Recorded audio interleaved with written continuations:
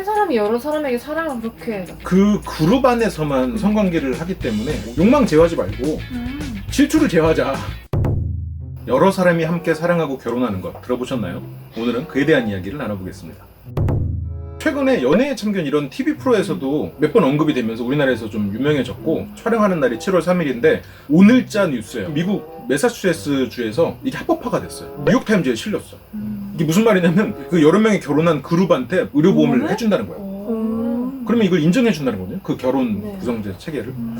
그래서 이게 어떤 사람들은 미래의 가정의 모습이라고 얘기하는 사람도 있거든요. 젊은 분들이 이런 걸 어떻게 받아들이나 좀 궁금하기도 해요. 그러면 그 법의 동성애자들도 허용이 되는 건가요? 동성애는 이미 몇 년 전에 허용이 됐어요. 다수의 사람과? 그래서 동성애는 이미 허용된 상태이기 때문에 그 이후에 이번에 다수가 허용이 됐으니 다수 간의 동성애도 허용이 되는 거죠. 한 사람이 여러 사람에게 사랑을 그렇게 나눠줄 수 있을까 싶은데요.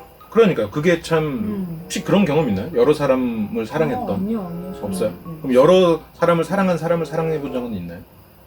여러 명이었을까? 명이었을까? 나쁜 자식들. 근데 이게 참 우리로서는 용납하기 힘든 거긴 한데 인류 역사에 있어서 일부 일처가 된 것보다는 여러 사람과 이렇게 공유됐던 시기가 더 길었다고 해요. 폴리아모리를 하는 분들의 얘기를 들어보면 그 그룹 안에서만 그 성관계를 하기 때문에 오히려 더 안전할 수 있고 오히려 바람필 확률이 줄어드니까 그런 게 안전할 수 있다라는, 뭐 우리가 들으면 궤변 같은데 그런 이야기를 하기도 하더라고요. A라는 그룹이랑 B라는 그룹이 있잖아요. A에 남은 한 사람이 있을 거잖아요. 네네. 그 사람이랑 B에 남은 한 사람이랑도 사랑을 할 수 있는 걸까요? 보통 이제 정의하기는 사각형, 삼각형, 뭐 V자 이렇게 세 가지로 표시하긴 하더라고요. 사각형은 남자 둘, 여자 둘로 해서 이렇게 서로. 삼각형은 한 명이 동성애 기질도 있어야 됩니다. 양성애. 그리고 V자는 한 명이 두 사람을 이렇게. 그래서 이거를 어떻게 해석을 하냐면 질투라는 개념이 있고 육체적인 욕망이라는 개념이 있는데, 욕망을 제어하도록 사는 게 지금의 우리의 일부 일처라면 욕망 제어하지 말고 질투를 제어하자. 특이하다. 이렇게 이제 접근하는. 왜냐면 우리가 이제 육체적인 욕망을 차라리 풀어내고 이 정신적인 질투라는 이 부정적인 감정을 제어함으로써 이 어떻게 보면 인류의 공동체, 평생 반려자 한 명의 사람보다 여러 사람의 반려자가 생기는 게 더 유리하지 않겠나, 뭐 이런 얘기를 하는 사람들이 있더라고요. 근데 재산 문제는 어떻게 되는 거예요, 그러면? 한 명이 죽고 나면은. 혹시 이게 외모로서는 볼 수 없는 연륜에서 드러나는 재산, 그 폴리아모리도 등급이 있대요. 그래서 거기서 1은 그러니까 어떻게 보면 우리나라로 옛날 개념을 하면 이렇게 본처고 두 번째는 같이 살지 않고 재산은 공유하지 않는 그룹. 그렇게 해서 이렇게 그룹핑이 돼 있더라고요. 뭔가 솔직히 저는 이렇게 뭔가 결혼이랑 자체가 되게 제도적인 거잖아요. 저랑 없지만 남편이 이렇게 묶인 거잖아요. 네. 그게 제도로서만 작용을 하지. 그러니까 내가 정말 사랑한다 해도 이걸 확인할 수가 없는 거니까 뭔가 합리적이지 않다 생각을 했었거든요. 결혼이? 결혼이. 왜냐면 평생을 한 사람과의 반려자로 살아간다는 가정하에 결혼을 하는 것이고, 이 가정을 깨고 싶으면 이혼을 해야 되는 거고, 또 새로운 사람을 사귀어야 되는 거고, 이렇게 하는 거니까 솔직히 애정의 척도는 이렇게 계산할 수 없는 거기 때문에. 지연님의 생각은 사람의 이 사랑이라는 거는 솔직히 감정적인 측면이고 제도를 벗어난 무언가인데, 그쵸. 그것을 제도에 묶여 있음으로써 자기의 감정이 제도에 억압되는 면이 있으니 지연님은 굳이 폴리아모리를 하지 않겠지만, 폴리아모리라는 그것이 하나의 제도로 정착된다면 사람들의 감정이 좀 더 유연하게 작동할 수 있겠다라는 생각도 든다라는 거죠. 그렇죠.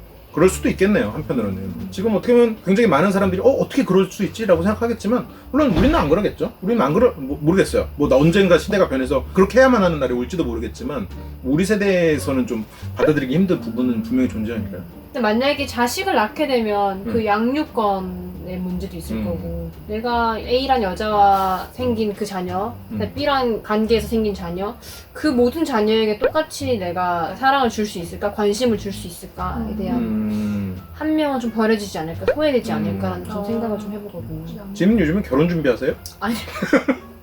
굉장히 현실적인 멘트들이 막 쏟아지네? 네. 나이가 이제 꼭 남자가 지금 일부 다처제를 얘기하는 건 아니라 여자가 남편을 많이 들 수도 있는 거잖아요. 어쨌든 여자가 됐건 남자가 됐건 육체적으로 이게 많은 사람에게 사랑을 똑같이 줄 수 있을까? 바람둥이들은 어떻게 바람둥이 생활을 유지할 수가 있냐면 1, 2가 있으면 50, 50 이렇게 나눠준다고 생각을 하잖아요. 근데 이 사람들은 그게 아닌 거야. 그러면? 얘를 만날 때마다 얘한테 100을 다 쏟는 거야. 100을 쏟고 2번한테도 100을 쏟고 3번한테 100을 쏟는 거야. 그렇기 때문에 뭔가 바람은 되게 들통이 나지를 않고, 왜냐면 자기는 충분히 너무 넘치게 사랑받고 있다 생각하니까 그렇게 되는 경우가 많대. 순간에 최선을 다하네. 순간에 최선을 다하는 거죠. 근데 순간에 최선을 다하고 싶은데 이미 전날 밤에 A랑 치웠어. 너무 힘든 거야. 근데 이제 이 여자는 원해. 뭐 남자가 됐고 여자가 됐고. 어젯밤에 했다고 그게 뭐 영향을 주나요? 그쵸. 뭐 피곤할 수도 있으니까. 저분 나이가 드셨네. 옛날에 이러진 않았는데. 그러니까 이게 이제 워낙 새로운 개념이다 보니까 최대한 그분들 입장에서 한번 이해를 해보려는 시도를 좀 해볼 필요는 있을 것 같아요. 왜냐면 절대 옳다고 생각은 안 해요. 근데 이제 다만 꼭 중요한 요소가 하나 있더라고요. 무조건 진실을 말한다. 모든 파트너에게 진실을 말한다고. 나는 폴리아모리를 할 건데 네가 싫으면 안 하겠다, 혹은 네가 떠나라. 이게 결정이 돼요. 성리한 선택권을 줘야 되는 거죠. 내가 이 꼭지점에 있는 입장이면 괜찮은데 이 꼭지점 끝에서 이 점에 있는 입장이면 상대가 나 폴리아모리인데 저 사람도 사랑해라고, 그때 만약 네가 받아들인다면 사귀어줄게 이러면, 내가 정말 좋아하는 사람이면 이러면서 어쩔 수 없이 그냥 받아들일 수밖에 없는 상황이, 어쨌건 의리니까 더 사랑하는 사람이 의릴 수밖에 없으니까 그런 또 사랑황이 생길 수도 있지 않을까. 근데 이게 만약 결혼한 상대가 그런 말을 갑자기, 나 오늘 폴리아모리 상태가 되기로 했어. 그래서 너에게 동생을 만들어주려고 해. 용납한다 정말. 정말 싫은데. 이제 그런 거는 안 된다는 거죠. 이제 정말로 욕망의 그냥 노예가 돼서 누군가의 피해자를 만들어내는 게 아닌가. 이게 뭐 옛날 뭐 예술가들도 이런 경우가 있대요. 뭐 사르트르 그분도 폴리아모리였대요.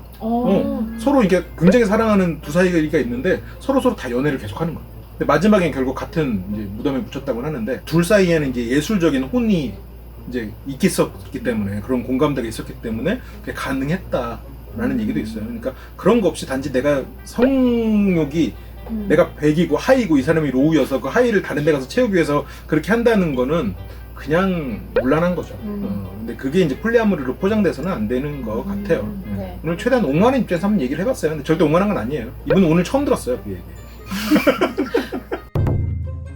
너무나 이상적인, 좀 뭔가 뭔가 천국 같은, 너무나 이렇게 현실성으로 안 다가오는 이야기가 솔직히 조금 더 옹호했던 것도 있긴 있는데, 솔직히 이게 현실로 다가오게 되면 조금 그에 따른 문제가 많이 생길 거고, 그런 문제들도 이렇게 조절하기 위해 또 다른 제도들이 또 생길 거라 생각하거든요. 이 제도를 맞아. 타파하기 위해 만든 건데 또 다른 제도가 생길 것 같긴 해요. 그 때문에 솔직히 너무나 이상적인 그런 제도라고 생각해요. 이건 뭐 여러분들은 어떻게 생각하시는지 한번 여러분들의 의견도 좀 들어보고 싶네요. 여러분들 혹시라도 이 영상을 보시는 분들이 있으시다면 한번 댓글로 여러분들의 의견을 좀 달아주시면 좋겠고, 어떻게 보면 저희가 너무 이상주의적인 이야기를 아까 지연님 말씀대로 좀 해서 저희가 좀 좋은 면만 보여드린 것 같은데, 분명히 부작용과 그런 어두운 면이 훨씬 더 많을 것 같다는 생각은 충분히 들어요. 그래서 이거에 대한 논의를 좀 더 해보면 좋겠다는 생각이 듭니다.